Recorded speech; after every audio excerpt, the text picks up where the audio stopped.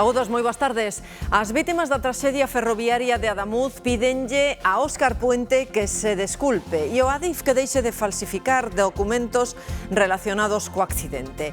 Isto ás portas do Congreso. No interior desatouse a tensión. Muchas gracias. Señores diputados del Grupo Popular. Señores diputados del Grupo Popular. Son os berros dos deputados que piden a dimisión do ministro de Transportes. Por cada un dos 46 falecidos puxeron unha cadeira baleira. Faltan só unhas horas para que os inmigrantes irregulares poidan tramitar os seus papéis en España e moitos estanse achegando aos seus edificios diplomáticos na procura do certificado de antecedentes, que é un dos requisitos que lles piden. Hai moito movimento nos consulados de Marrocos, un dos países que expide eses documentos de modo presencial. Aquí en Galicia tamén hai trasfega co que Venezuela ten en Vigo. En Abadín seguen buscando os restos de Enrique, o señor maior que desapareceu hai case 3 anos e que agora sabemos que morreu atropelado por outro veciño que sempre estivo no punto de mira. O autor confeso do crime di que foi un accidente e que tirou o corpo nun piñeiral. De momento non atoparon nin rastro del. Os produtos e a cociña galega brillan na maior feira internacional de alimentos e bebidas de España. No Salón Gourmets de Madrid presumimos de bo facer para que nos veñan visitar viños, queixos, mel, carne e peixe do país neste escaparate de calidade do noso. Representan esa Galicia calidade que queremos exportar dende Galicia a todo o mundo. Algo máis arriscada é a proposta gastronómica de David Muñoz, xamón con limón. O famoso chef con 4 estelas Michelin di que así se potencia o sabor do xamón. En este telexornal Mediodía saímos á rúa preguntar se é unha xenialidade ou unha ocorrencia. Nos deportes hoxe falou Claudio Giraldez. Na mente de todo o celtismo está poder conseguir unha remonta mañá en Balaídos. O adestrador cree que para gañar por máis de 3 goles ao Friburgo van facer falta todas as enerxías. Queremos vivir mañana una noche histórica en la que necesitamos la mejor versión de todos, desde el primer aficionado a la primera persona del cuerpo técnico, al primer jugador hasta el último, y es lo que tenemos que hacer mañana para poder conseguir una cosa complicada bien. A Televisión de Galicia consolídase como a canle máis vista na nosa comunidade. Sitúase máis de 8 puntos por riba do seguinte competidor. Ademais, é a canle autonómica máis vista de toda España. Na franxa en que se emite este telexornal Mediodía, a cota de pantalla chega ao 30% con picos por riba do 40%. Tamén destaca o crecemento dixital da galega. No tempo, despedímonos pouco a pouco das chuvias, aínda que agora por a tarde caen algunhas na metade occidental. Na cara leste sí que se van abrindo claros e poden subir un pouco as temperaturas na montaña. A partir de mañá volve o anticiclón.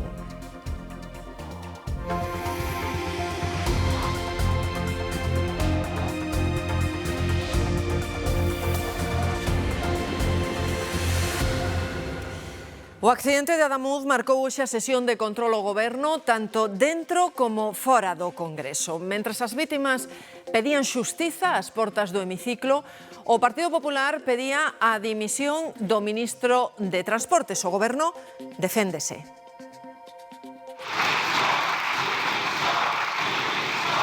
Muchas gracias.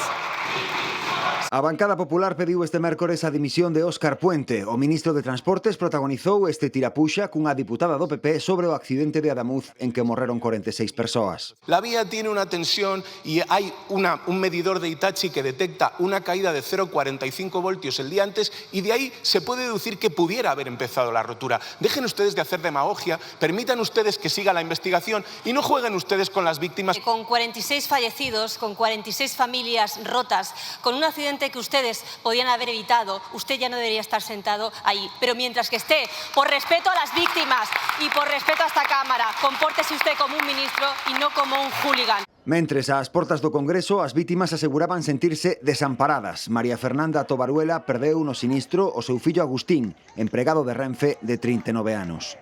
Mamá, el día menos pensado me van a recoger con cucharilla. Nunca creí que le iba a pasar a mi hijo.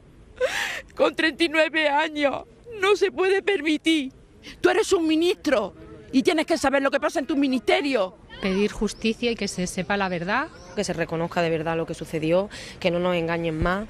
Señor Pedro Sánchez, presidente del Gobierno, una vez más, ¿dónde está? No Congreso tamén houbo reproches do Partido Popular ao ministro de Xustiza polas súas críticas ao xuiz que instruiu o caso de Begoña Gómez. Usted se ha convertido en un ministro que hubiera podido ser perfectamente ministro del señor Orbán. No haga usted el ridículo comparándonos con Orbán. Son ustedes los que negocian con ellos. Gracias. El juez Peinado no es su problema, es su excusa. De hecho, ustedes le están utilizando para lanzar un mensaje a todos los jueces de este país. Si a alguien se le ocurre investigar al gobierno, esto es lo que les va a pasar. Un linchamiento personal y profesional. Usted me pide que yo vea una injusticia y que no haga nada para remediarlo, que me calle, que baje la cabeza. Pero yo no. Yo voy a denunciar cualquier injusticia que vea. No pleno de hoxe no Congreso non participou o deputado de Vox que onte subiu á tribuna para increpar a presidencia da Cámara. O seu partido saiu na súa defensa, os socialistas piden que se condene o incidente.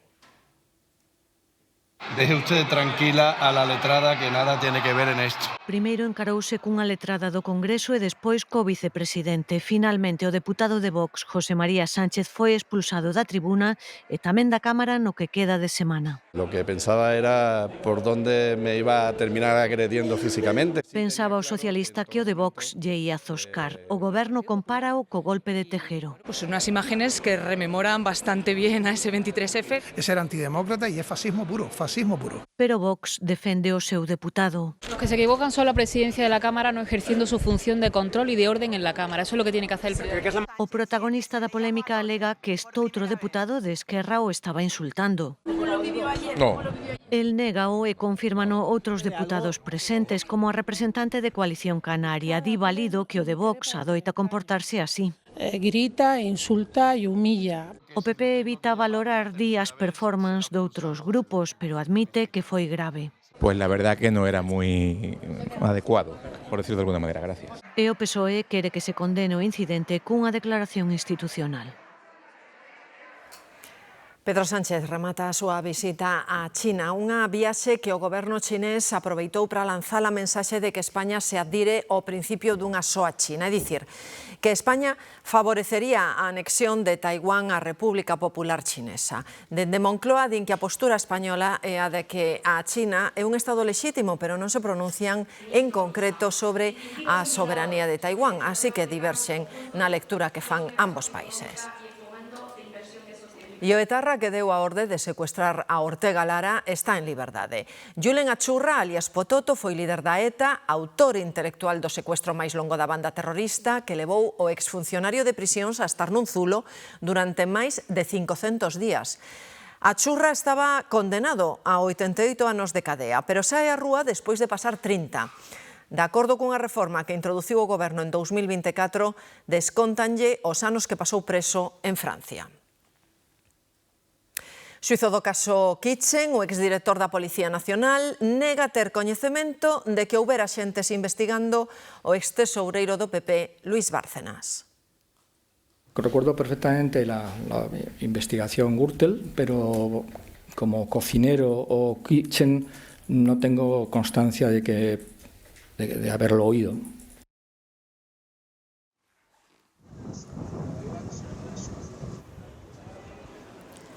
Mañá comeza o prazo para que os inmigrantes irregulares poidan tramitar a súa regularización. Esta é unha imaxe que se repite en moitos consulados do país. Un dos requisitos imprescindibles é presentar o certificado de antecedentes. Os consulados é a onde acoden para obtelo. Os sindicatos policiais volven criticar o proceso, aseguran que pode provocar un efecto chamada e tamén un colapso nas unidades de estranxeiría. Y esto puede hacer que estas personas regularicen su situación sin la fiscalización necesaria que sí llevaría a cabo la Policía Nacional, que es cierto que no tenemos los medios humanos y materiales actualmente para llevarla a cabo. Para acollerse a ese proceso, os inmigrantes irregulares teñen que presentar as solicitudes online e acompañalas do certificado que acredita que non teñen antecedentes penais. Se optan por facer os trámites de modo presencial, O prazo ábrese o próximo luns. Os papéis terán que estar entregados antes do 30 de xuño, que é a data límite para esa regularización. Traballo extra no Consulado de Venezuela en Galicia. Xa hai xente como José Luis que foi iniciar a regularización. Él leva 4 anos en Vigo. He estado trabajando de lo que se pueda conseguir. Más que todo se consigue trabajo de camarero, pero bueno, aí sin papeles. Tamén busca papéis Luz, ela pro seu sobrinho, que chegou hai 7 meses. Sin papeles. Sí, en explotaciones agrícolas, en cuadras de vacas, y eso es lo que ha estado trabajando. Se termina un periodo de gente que estaba en situación azarosa, ¿no? En situación de inseguridad, porque no sabía en qué momento podían conseguirlo. O Consulado de Venezuela expide todo tipo de certificados, incluído o de carecer de antecedentes penais, requisito fundamental para a regularización. Tamén no do Perú, pero aquí a maioría hoxe pídenos que non os gravemos. Teñen medo porque non teñen papéis. Hay muchas personas que son explotadas, el trabajo es más arduo, muchas personas que se aprovechan también, ¿no? Decir, pues usted es ilegal, pues haga esto, horas extra. Esto sí es cierto que va a ayudar, no solo al ciudadano peruano, sino también a la economía española. ¿Por qué? Porque va a haber mucha gente, hay mucho peruano aquí que es preparado, mucho peruano con mucha ganas de trabajar. No caso do Perú, ao ser un consulado honorario, algúns trámites non se poden facer. Os interesados teñen que ir a Madrid, Barcelona ou Bilbao. En Sumar hai malestar pola exclusión dos saharauís apátridas da regularización extraordinaria de inmigrantes. A vicepresidenta responsabiliza o Consello de Estado. El Consejo de Estado emitió una observación esencial sobre esta cuestión. Observación esencial emitida por el Consejo de Estado que no compartimos en absoluto. Y ya les digo que obviamente trabajaremos en el seno del Gobierno para modificar esto. Donald Trump asegura que a guerra con Irán está a piques de rematar. Non é a primeira vez, iso sí, que lle escoitamos esas palabras. Ao mesmo tempo amaga con mandar máis militares á zona. Dende Irán ameazan con impedir a saída de mercadorías do Golfo Pérsico se Washington bloquea o Estreito de Hormuz. Volvemos a Galicia. Ana acaban de adxudicarlle un piso de protección en Pontevedra. Quedanlle só uns meses para que entre a vivir co seu fillo. O piso é fantástico, maravilloso, é que non... Mellor que a lotería, filla. Eu digo sempre que ojalá me toque a lotería, non, a lotería a mí xa me tocou. É poder ter un destes pisos, para min e para o meu fillo, e ter unha vida tranquila. Como Ana, hai milleiros de galegos apuntados nas listas para poderen acceder ás axudas da vivenda da Xunta. Agora esas axudas amplíanse para que máis familias poidan comprar un piso. Os prezos das vivendas, tanto para alugueiro como para compra, non deixan de medrar. Los precios van a seguir igual, tanto de alquiler como venta, pues que no van a bajar o se van a mantener, sino que va a seguir subiendo al alza. Unha situación que complica o acceso a moitas familias. Os alquileres polas nubes. Unha persona que teña fillos, mellor non teña parexa, por exemplo, no meu caso, somos eu mesmo meu fillo, é inviable. Un alquiler é inviable, polo menos para min. As novas medidas da Xunta para o acceso a vivendas públicas aumentan o límite de renda dos demandantes en distintos tramos. Ata esta modificación, unha parella cun fillo non podía exceder de 2.250 euros mensuais a 14 pagas e agora, con esta nova medida, o límite se fixa en 3.530 euros brutos o mes por esa unidade familiar. Nos alugueiros reservarase un 40% das vivendas para menores de 36 anos, como é o caso de Ana María.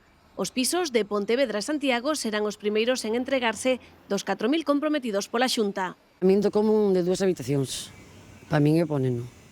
Os cambios tamén inclúen a reserva dun 30% da vivenda en réxime de compravenda para persoas de entre 36 e 45 anos e a bonificación de ata o 100% no imposto de actos xurídicos documentados. Queda unha semana só para que o aeroporto de Santiago peche durante un mes por unhas obras de asfaltado na pista. En ese tempo, parte da súa actividade vaise ao aeroporto da Coruña. Alvedro ten neste momento 4 destinos que son nacionais, son Madrid, Barcelona, Tenerife e Gran Canaria. E ten 2 internacionais, que son Xenebra e Milán.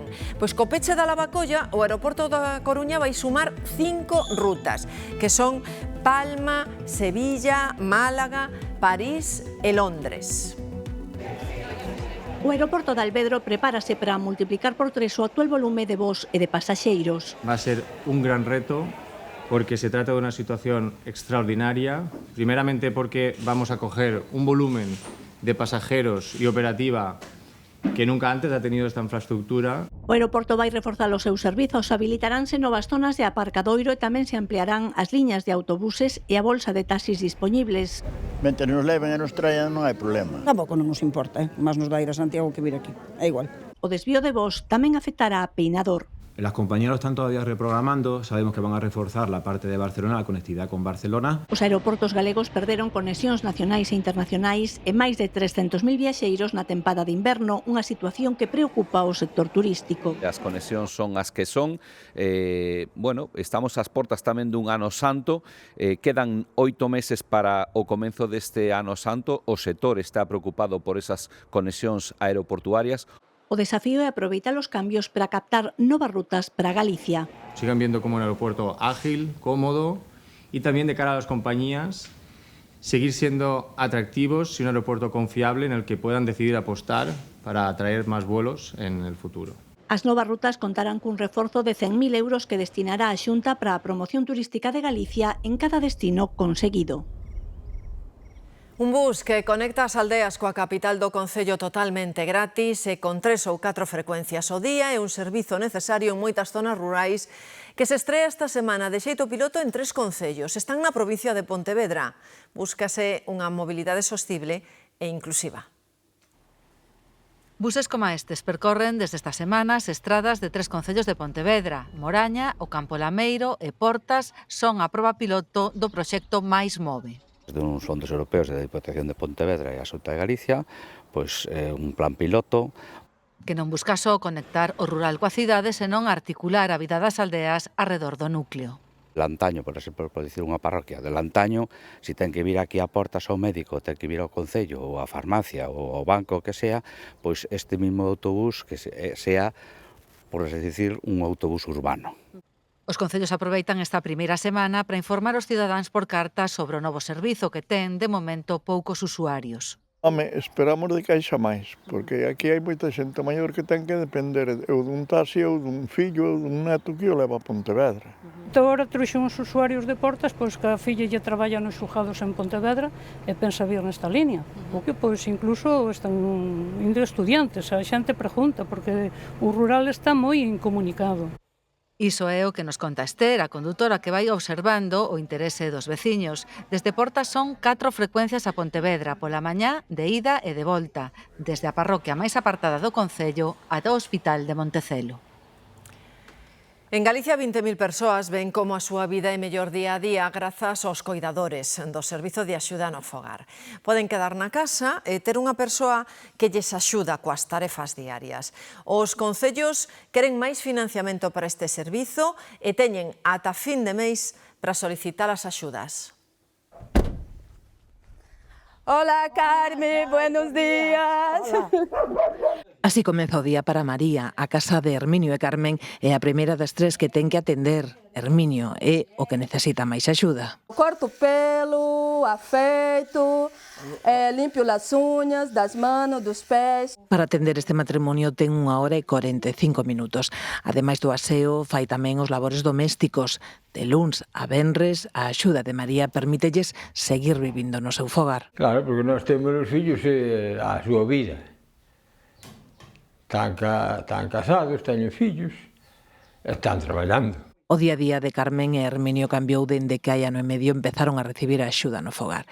A alternativa que lles quedaba era fora da aldea e non era o que soñaban para o final das súas vidas. A alternativa, pechar a porta e marchar para os fillos.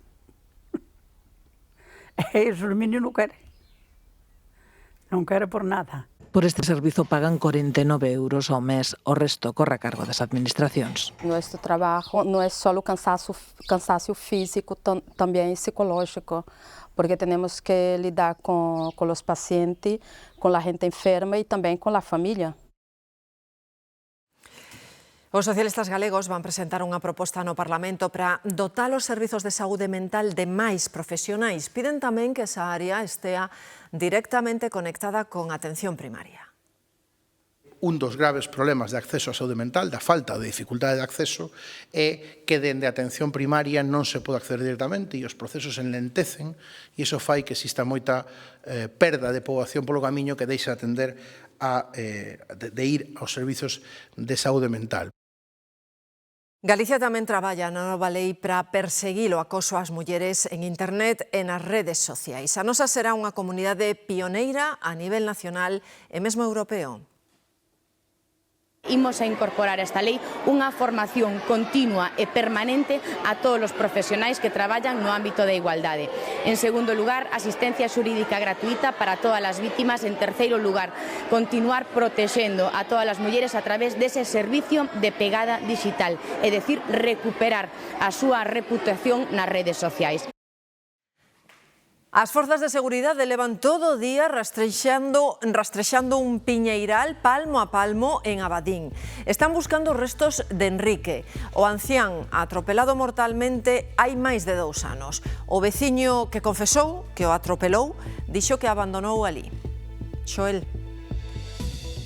Sí, de feito, Marta, segundo a versión dada polo agora autor confeso, sería este o Piñeiral, situado a escasos 2 kilómetros do lugar de Fontepresa, onde ambos residían, onde tería depositado precisamente eses restos. Durante a xornada de onte martes, equipos da Garda Civil e tamén de forenses estiveron peinando toda esta zona para dar con algún tipo de rastro, malia que finalmente, sen éxito, as autoridades creen que algún animal puido ter movido eses restos. Hoxe estaba previsto precisamente que se retomasen eses labores de busca, pero finalmente vai ser mañá cando cheguen ata aquí un xeorradar, tamén máis forenses e un equipo de cans especializados precisamente na busca de restos humanos. Durante a xornada de hoxe, en calquera caso, toda esta zona estivo custodiada pola Garda Civil. Os familiares non creen na versión dada agora polo autor confeso e tampouco creen que se vai a dar con ningún tipo de rastro neste punto.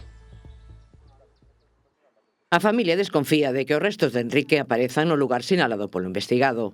Este chaval é un trilero. Levase rindo da familia 2 anos e algo e agora empeza a rirse da xusticia. Porque toda a zona foi penteada por familia, veciños e forzas de seguridade sen atopar ningún rastro. Aquí non creemos que nesta zona, non creemos aquí no Pinal este mismo, non creemos que estea. Cando desapareceu Enrique fixamos búsquedas 15 días seguidos e viñaron os cas da Guardia Civil, é unha empresa especializada en búsqueda tamén con cas. Tan sequera hai a posibilidade de descubrir restos de roupa de Enrique porque o investigado di que deixou o corpo espido no monte e tirou a vestimenta nun colector camiño de Ribadeo onde lle prendeu un lume o seu coche. Porque como el o había tocado, pois para que non quedaran, para cubrir os seus pasos. Na súa confesión, Javier Montero di que o atropelo e morte de Enrique foi accidental.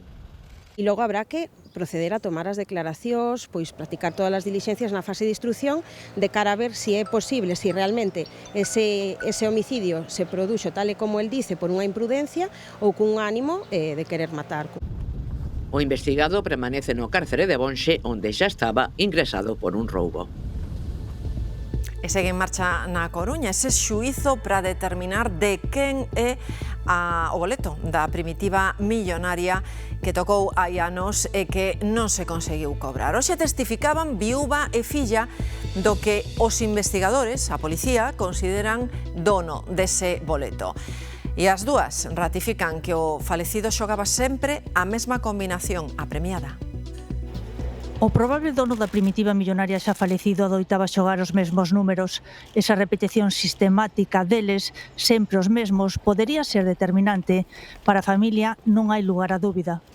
Él nació el 3 de junio de 1945, entonces está el 3, el 6, el 19, el 45 y luego lo que hacía él siempre para ver cuál era el número de la persona era sumar esos números, que dará otro número que ahora de memoria no sé cuál es. Declarou tamén o xefe de sección de verificación e difusión de resultados de loterías e apostas do Estado. Foi quen se desplazou a Coruña para recoller na administración de San Agustín a primitiva millonaria. Nosotros no nos dice que el que ha entregado el boleto no es su propietario, que ellos tienen un boleto. Yo no sé cómo ha llegado y quién lo ha entregado. Ese boleto no saben quién es el titular. O xuízo segue mañá coa declaración de máis testemuñas. Seguimos na Coruña, porque detiveron un xestor que presuntamente lle estafou máis de 190.000 euros a unha clienta. Como o fixo, Nuria?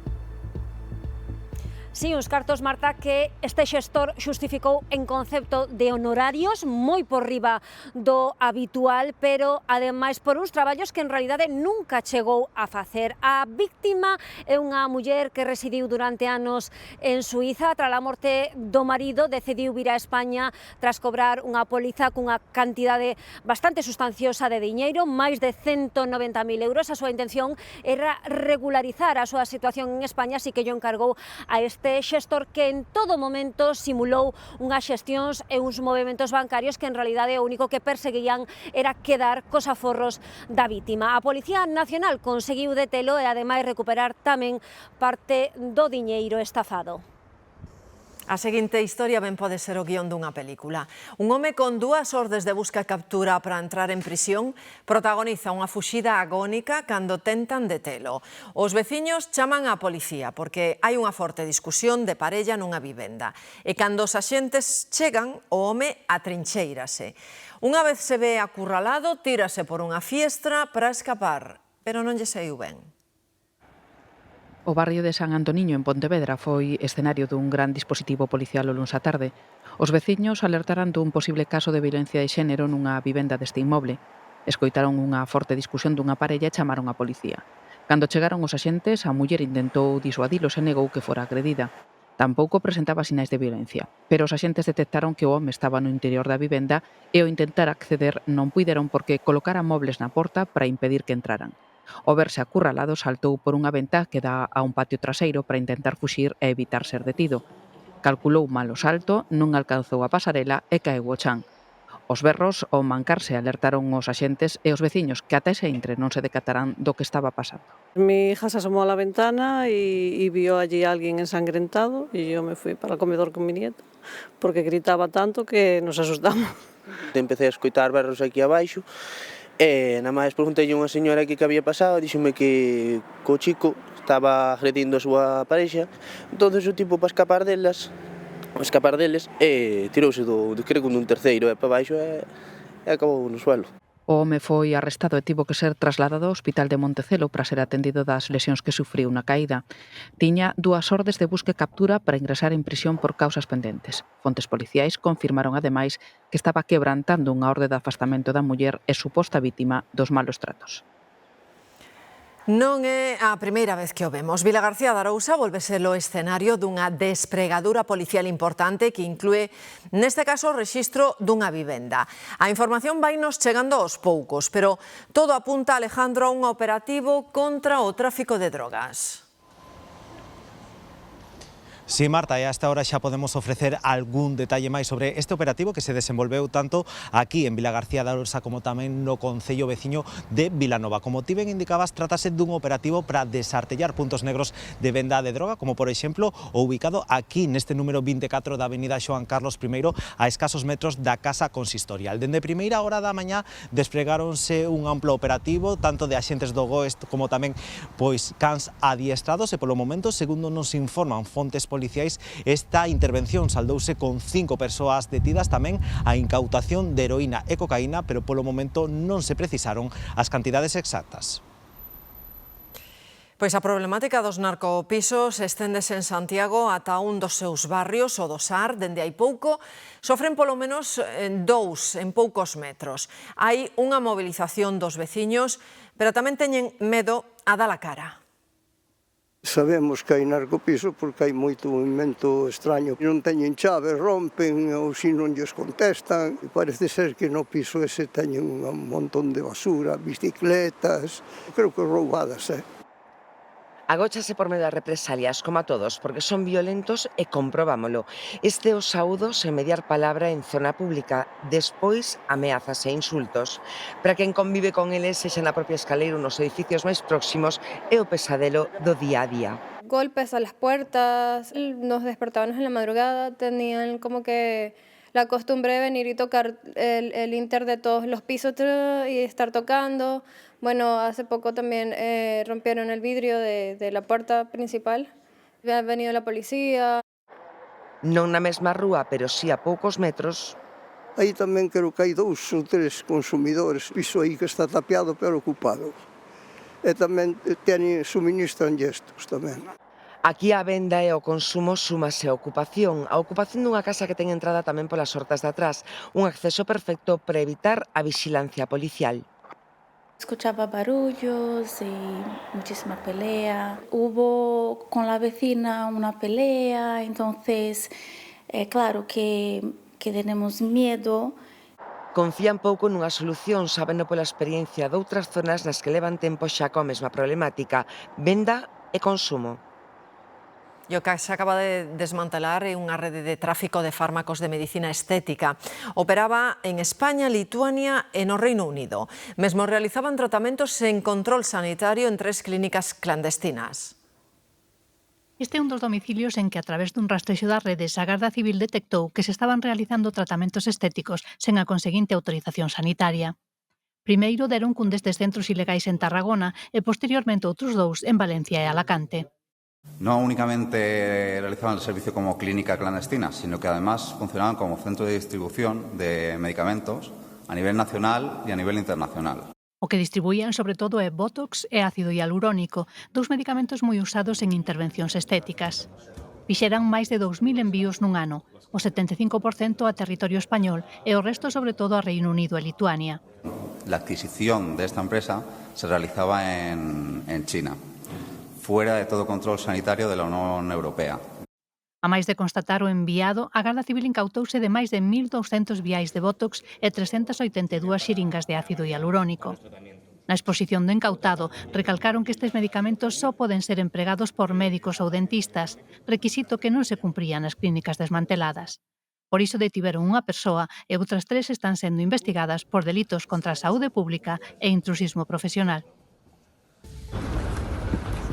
En Madrid, a policía detivo un home que lles ofrecía cartos a menores a cambio de fotos e vídeos en que se amosaran espidos. Acúsano de contactar polo menos con 3 rapazas, as que lles ofreceu 2.800 euros e de concertar un encontro cunha delas a que agrediu sexualmente. Un dos acusados de matar un médico lucense nunha carreira de coches ilegal en Madrid está en busca e captura. Tiña que declarar hoxe no xuízo, pero non apareceu. Tampouco estaba na súa casa cando foron buscalo.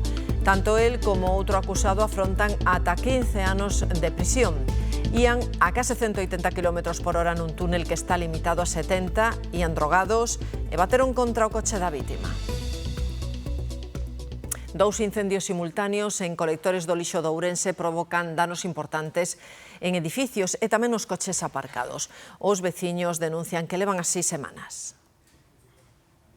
A pouco das 4 da mañá, cando os bombeiros de Ourense comezaron a recibir avisos, varios á vez, porque foron 2 incendios prácticamente simultáneos. Empezou a sonar así como un ruido extraño, levantei a persiana e xa vin que estaba ardendo isto e que estaba a punto de chegar aos coches. Había tantísimo fumo, dixo, mamá, non veíamos nada. Dice, tiñamos medo que nos plantara o lume no edificio.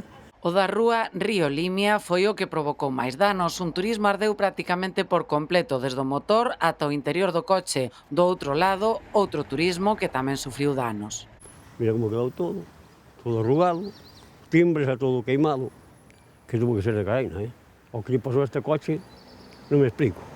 Uns metros máis alá, noutra rúa con nome de Río, Búbal, outro incendio. Aquí o que ardeu foi o colector de envases. Un fume negro e denso que tinguiu as paredes e ventás do edificio máis cercano. Está pasando en todas as calles por aquí, Semana pasada sei que pasou aí na Quintián, outra, sei que sí. Todas as noites hai un... En 2023 xa detiveran unha persoa por feitos semellantes. Enfróntase a 3 anos de prisión e 30.000 euros en indemnizacións aos afectados. Irá a xuízo no mes de xuño. Os aparellos electrónicos parecen deseñados para non durar moito. Contra iso, Bruxelas toma medidas. A partir do ano que ven, os móviles deberán ser, por lei, máis fáciles de reparar. María.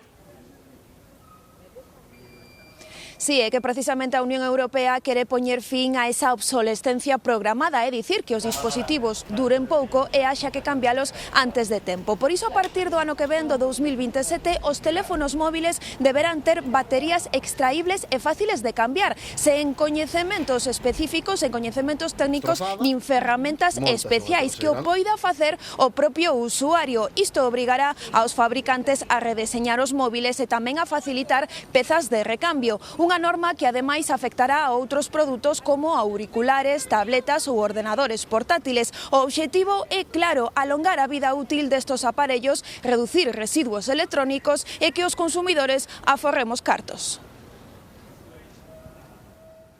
A esta hora, que non lle apetece un bo peixe ou unha boa carne galega? Son dous dos produtos que se expoñen no Salón Gourmets en Madrid, que é a maior feira internacional de alimentos e de bebida. Gloria, con moito éxito.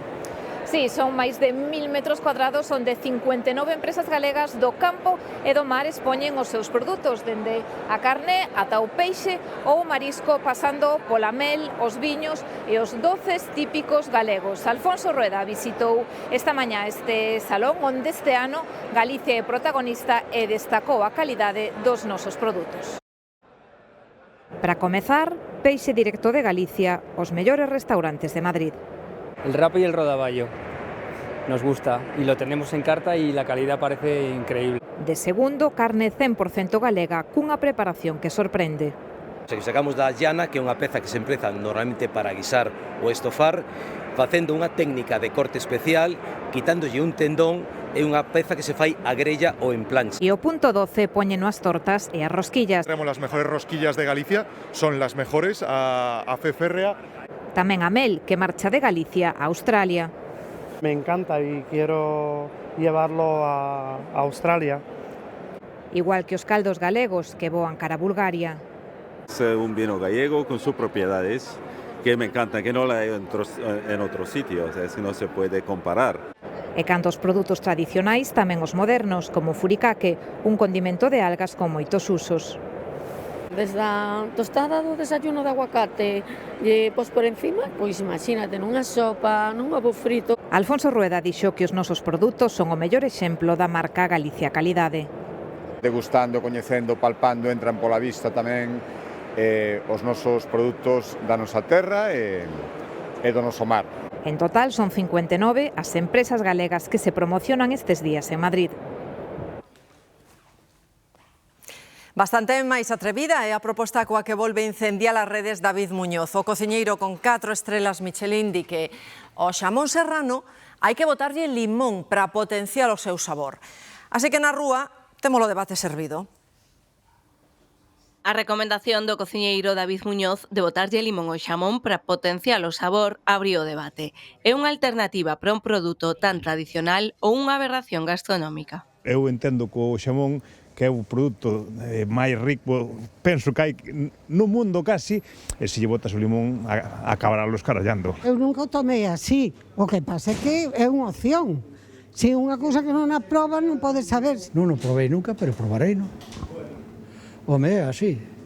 Eu hasta comín formigas fritas. Para gustos hai sabores. Preguntámoslle aos expertos, os que levan vendendo xamos toda a vida. O limón é un ácido. E vamos, non creo que lle faga moito contraste ao xamón. Parece que queremos inventar a pólvora. E o xamón hai que comelo normal, sin nada, e a temperatura ambiente é cortado moi finiño. É como o mellor sabor ten o xamón. Como moito, acompañado de pan e aceite de oliva virxe extra. O do melón co xamón, din, xa lles parecía innecesario. Peor cun cítrico. Parece unha cousa absurda botarlle limón para cambiar o sabor a unha cousa que é natural de por sí. Entonces, eu non son partidario de botarlle nada. Simplemente acompañarlo cun bo tomate, cun bo pan, punto. E máis, se se trata dun xamón excelente como este, a 170 € o kilo. Sería como botarlle cola un bo viño. Temos que darlle as grazas por estaren aí, pola súa fidelidade. Fai que sexamos a canle máis vista en Galicia. Segundo a primeira onda do Estudo Xeral de Medios deste 2026, a galega sitúase a máis de 8 puntos por riba do seguinte competidor. A TVG consolídase como a canle máis vista en Galicia. Neste primeiro trimestre do ano medrou máis dun 15%.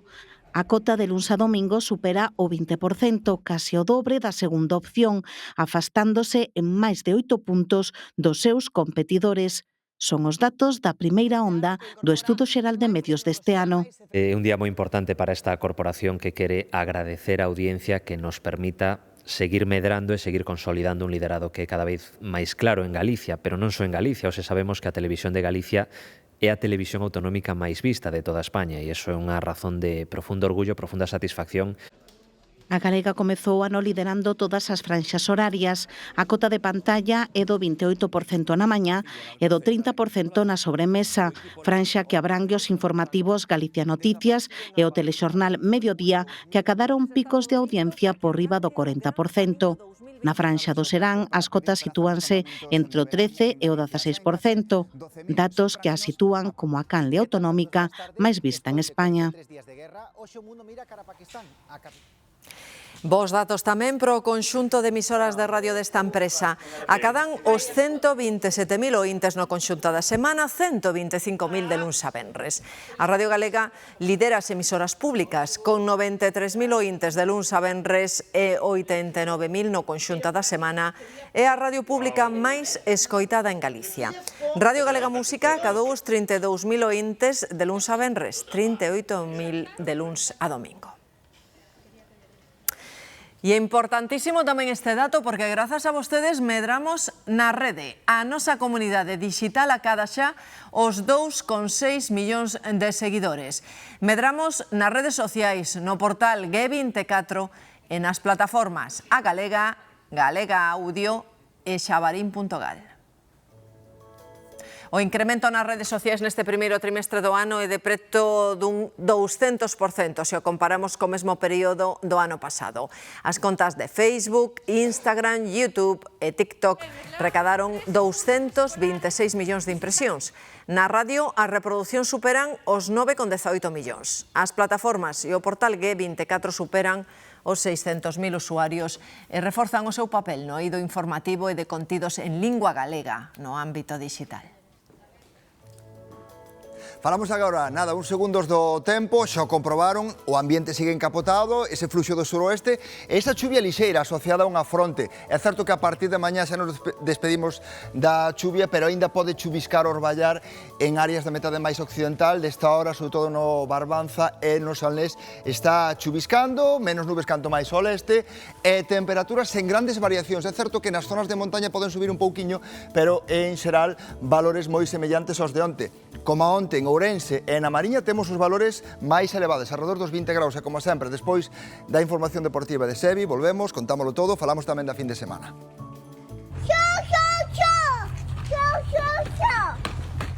Velaí un método para escorrentar os xabarís que ben se podería adoptar aquí nas cidades galegas. Un robot humanoide que persegue os porcos bravos ata que os bota da rúa. A escena captárona en Varsovia, capital de Polonia, e o protagonista é un robot influencer que xa se fixo viral por outras fazañas. E é que os robots imitan cada vez máis as persoas e os seus movementos e aínda así teñen moita menos vida que as esculturas de grandes mestres como Rodin e Miguel Anxo. A nova exposición do Louvre de París é un diálogo entre as obras destes dous artistas separados por 4 séculos, pero conectados pola capacidade de representar tanto o corpo como o espírito humano. Así rematamos. Ata mañá.